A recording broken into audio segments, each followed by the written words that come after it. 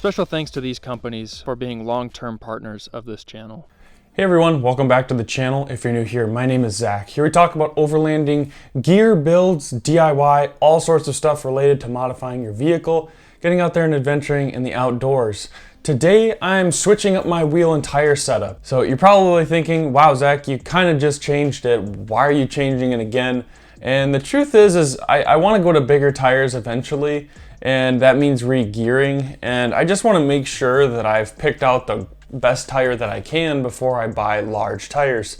If you've probably seen the tire market right now, 35-inch tires are really expensive, or even larger than that are really expensive. And so I just want to make sure that I'm being, well educated and just testing out different things. Not to mention every time I switch and test different tires, I can talk to all of you about it and explain my thoughts. So, in the past, I've ran Duratracs, I've ran BF Goodrich KO2s, I had Falken Wildpeaks, I had Geolanders, and now I have Toyo Open Country AT3s. Another tire I'm actually really interested in testing as well is the Toyo Open Country MTs, because I think they're probably one of the bigger competitors to Geolanders. Those seem to be the two mud terrain tires from my research that people really love, and they don't quite act like a mud terrain tire, like they're a quieter mud terrain with some siping. But I'm kind of now leaning a little more towards all-terrain tires, and that's why I've been testing the KO2s, the Falken Wildpeaks, and now the Toyo Open Country AT3s. So all three of those tires are Snow Peak rated, which is really awesome for driving in the snow and driving on icy roads. And I live in Minnesota, so that's really important to me because kind of having a bulletproof tire in the winter is just super important, and it's the safest way to travel here up in Minnesota. And I also kind of wanted to change my tire size a little bit. So what I ended up going with was a 285/75 R17. And this tire is about a 33.8 inch tall tire with the still, classic 285 width. And if you aren't super familiar with what tire sizes are and what the offset means and all these other terms that people throw around about tires, I'll have my video linked in the corner so that you can go check that out because a lot of people have given me good feedback on that video, and I think it's a super helpful video for just understanding what all of the jargon in tire sizing means. So go check that out. But I just wanted to explain that, yeah, I actually changed my tires again, and switching to this new rim style, it was a good time to switch, and I'm pretty stoked because now the 4Runner looks even meaner. It sits about a half an inch taller now, and it just looks awesome. So these Toyo Open Countries are still an aggressive tire. They've got an aggressive sidewall, and I've been pretty happy with them so far, driving on them for about a week. I haven't been able to really notice any sort of performance difference from the Falken Wildpeaks or the KO2s. One thing I really did notice though is with these being a 75, not a 70, there's more sidewall, and I feel like my ride is actually a lot softer, which I didn't think would be as big of a deal going from a 70 to a 75. But yeah, adding that extra inch of sidewall has really made the ride really soft. So that was one thing I just wanted to mention.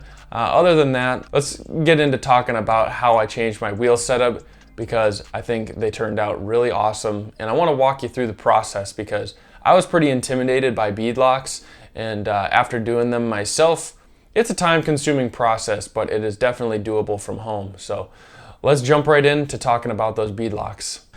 Okay, so just to kind of get a good feel for how to do this, I'm going to start out with my spare tire rim. So this white styrofoam ring comes on the front of this where the fancy part of the rim is, but I've moved it to the back to try and help create more padding, because what we're going to do is we're going to set this up just like so, and I've laid down this packing blanket so it's nice and solid, and we're going to have to push the tire over the front of the rim. So I've just set it up like this. Now the next thing is going to be kind of lubing up this rim here and the tire. So let's grab the tire. All right. So we want to make sure that we do this correctly. And basically what I need to do is these wheels are not directional. So it basically means I can pick whatever I want for the side. So I'm picking the side that has the higher letters. I just think that looks cool to stick out towards the back.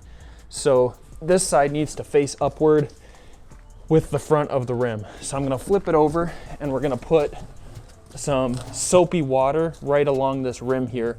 So some people will use like some sort of lubricant, but soapy water I've read online should work. So that's what we're gonna try first. So I don't have a spray bottle, surprisingly.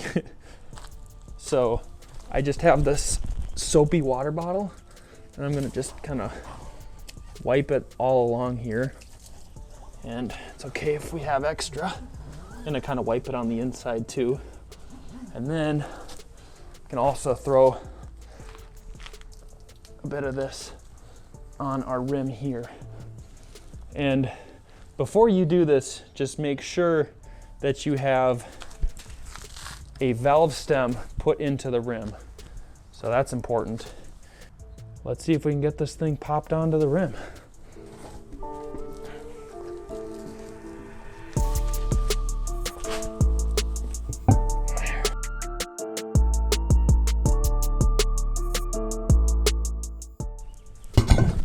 There. Wow, that was so easy. Okay. And then we just need to make sure we pry this around to fit on the beadlock ring here.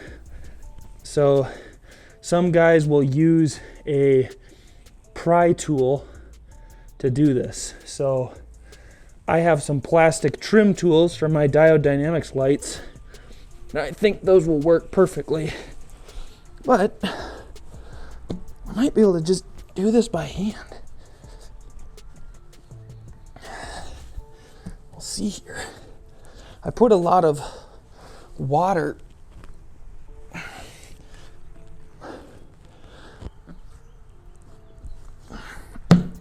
there. That might be it right there. Wow, okay. Well, now that I got the tire all wet, I need to dry it off so we can put some anti-seize on these bolts. But I think that should be all we need to do to mount this up.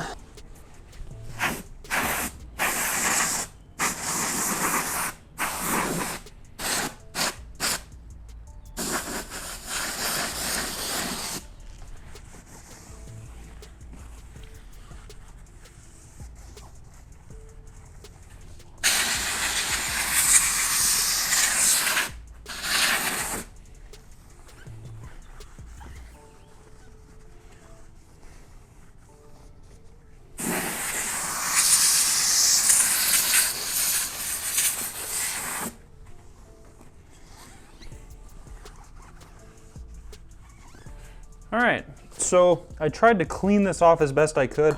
Obviously you saw I put some of that soapy water on here. Then I just used some normal water to clean it off. This is looking really great. So now, since the bead is pressed down equally around this ring, we should be ready to go for putting on the beadlock ring. So obviously there's a pretty clear right side up. We just need to line that up with the holes below and start putting in bolts. So each one of these holes, we have a washer and a bolt to put in, and then we need to put anti-seize on each bolt. Now the important thing here is the anti-seize, because this is what prevents the bolts from basically, well, seizing up in the hole and honestly just ruining your rim. If you can't pull them out, you're gonna have to drill them out. I don't know how easy it is to tap new holes in these rims. Maybe it's easy, maybe it's not, but honestly, we never even wanna get to that point. So we're gonna add a bunch of anti-seize to each bolt. Now, what I was taught by my dad is if you just put the anti-seize on the end of the bolt as you screw it in, this is going to spread it around. Now, one thing I'll also note is anti-seize is terrible. It eats away at paint and it's really hard to get off your fingers. There's just tons of like gross stuff that happens from getting anti-seize on stuff. So I'm always very careful when applying it. But you just put it on the end of the bolt, and then I'm very careful to make sure that it starts in the hole without making a mess. And then after we do that, then it's okay. So we'll look down here. These are maybe gonna need a little bit of encouragement just to get started. And we'll put one, I'm gonna put one on each corner kind of a deal. We'll do 4 of them, and that'll kind of tighten them down. And then we can add the rest of them. So I'm gonna see if I can just finger tighten this, see if it'll catch. Yep, okay, awesome. So that one's catching. Now we're gonna put in a few more bolts. So make sure to put the washer on before you do the anti-seize.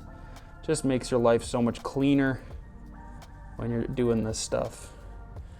And luckily this paint is like kind of recessed and hidden. So if you get anti-seize on the paint, it's not gonna be the end of the world. But I'm just very careful to feed that into the hole without making a mess or touching the paint, because I was even careful on my protection rings when I was putting those on, and it's just really challenging to put it on without making a mess. So honestly, you're probably not going to be able to avoid it for some spots, but just do the best you can, because once you spill it, you can't go back. And I always keep some paper towel near me, because if you get just a teeny bit on your fingers, it's really easy to get it on other stuff. And I actually, it's probably smarter, but I don't wear gloves when I put this stuff on, because I have the best dexterity with my hands. If you wear gloves, it's just easier to accidentally bump into your finger or another finger with the anti-seize, and then you just continue to make more of a mess. Doesn't come off gloves very easy either, so just, that is my pro tips on using anti-seize. Okay, so look at that. Yeah, I didn't even try to get some anti-seize on my finger. I already got some on there. I just don't want to get this on other stuff. So, and it's not water soluble, so you know, you can really just wipe it off. You can't really fully clean it off. You're gonna have to wash your hands or something, and maybe use some degreaser soap. Okay, so we tighten this one just a little bit. All I'm doing is trying to finger tighten them, and I'm using this socket because you get better grip on that bolt than with your fingers. So all I'm gonna do is finger tighten them. These all need to be torqued down to 7 foot-pounds and then to 14 foot-pounds. That's it. We don't need to over torque these. So I've started these on the corner. Oh my gosh, I spilled anti-seize on the paint there. Unbelievable. Okay, well, now I'm gonna throw in the rest of the bolts. This is where I speed up the video because it's gonna get pretty boring to watch.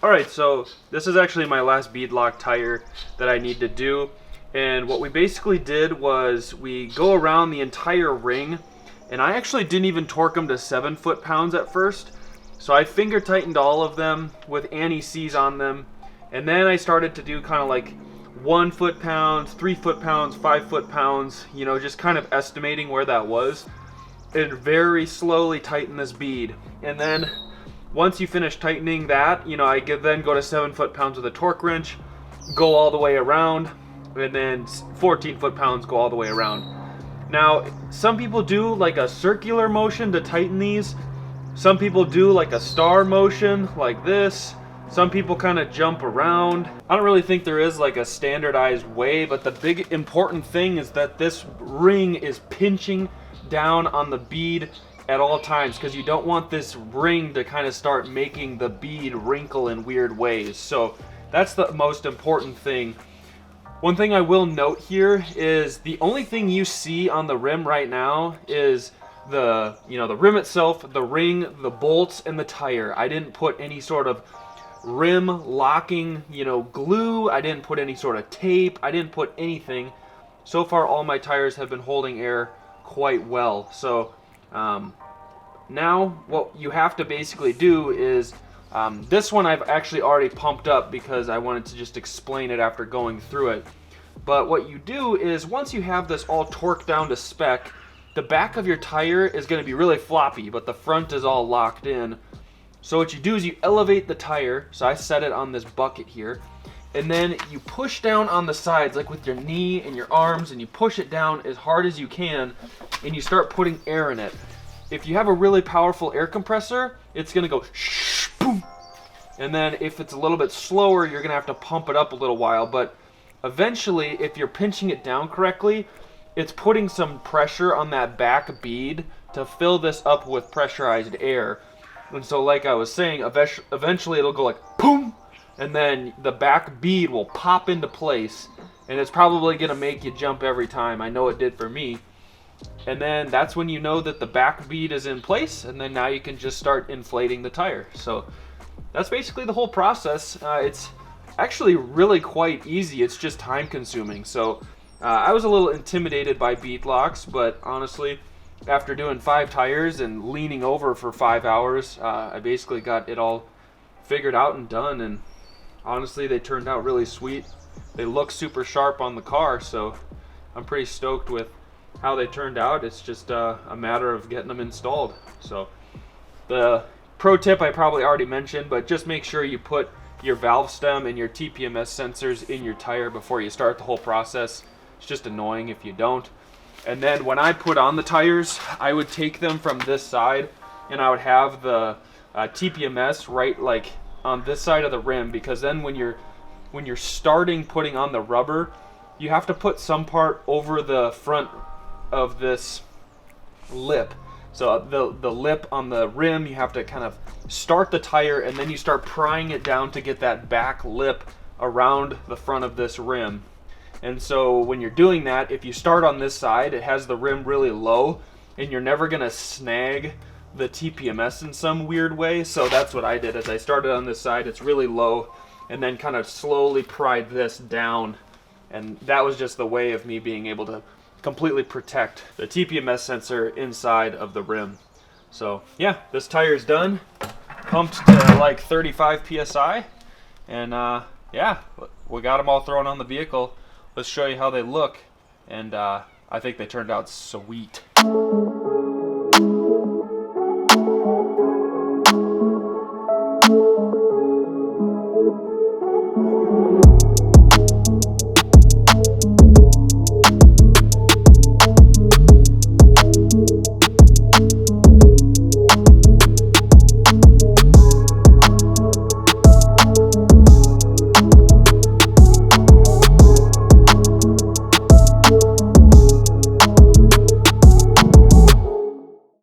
So that's the tire setup. I think it turned out super aggressive.